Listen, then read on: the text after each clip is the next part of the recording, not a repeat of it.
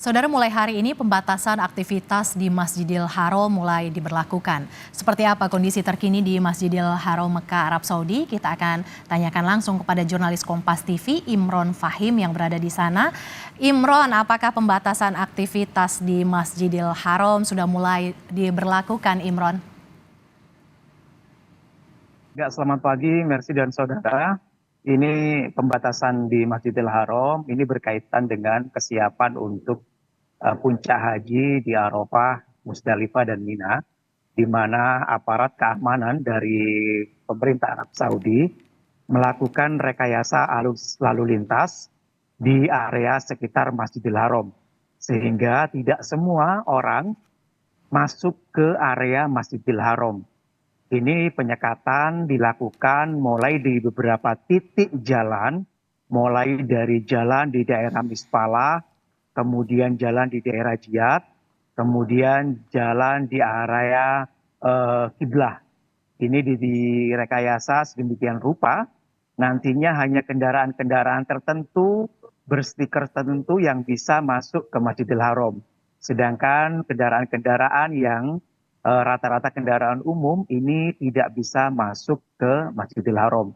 Untuk jamaah haji sendiri masih diperbolehkan untuk melakukan ibadah sholat 5 waktu maupun tawaf di Masjidil Haram.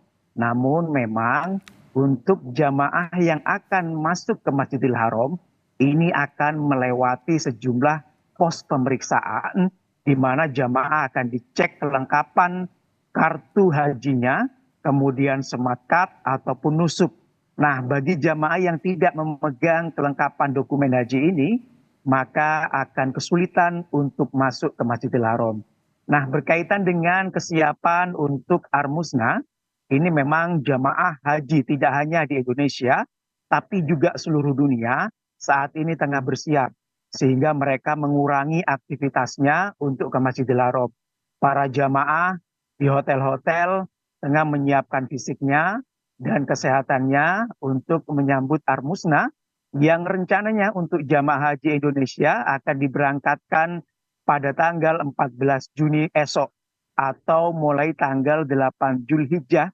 Ini akan diberangkatkan secara bertahap mulai pukul 7 pagi waktu Arab Saudi hingga malam hari pukul 11 waktu Arab Saudi.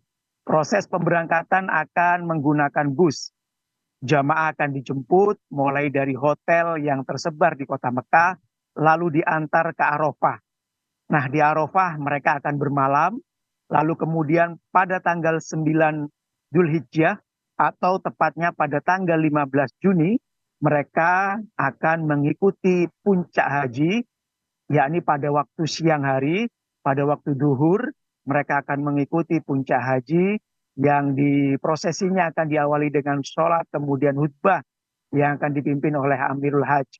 Dan sebelum petugas ini berangkat, maksud kami sebelum jamaah ini berangkat ke Arafah, hari ini, yakni pada tanggal 13 Juni, tepatnya pada tanggal 7 Dzulhijjah, ini sebanyak sekitar 300 petugas haji untuk Satgas atau Satuan Tugas Arafah diberangkatkan pada nanti siang atau sore hari.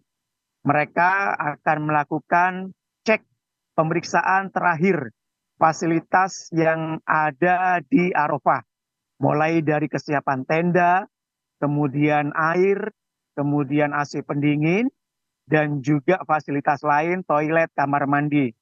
Ini dipastikan agar semua fasilitas berfungsi dengan baik.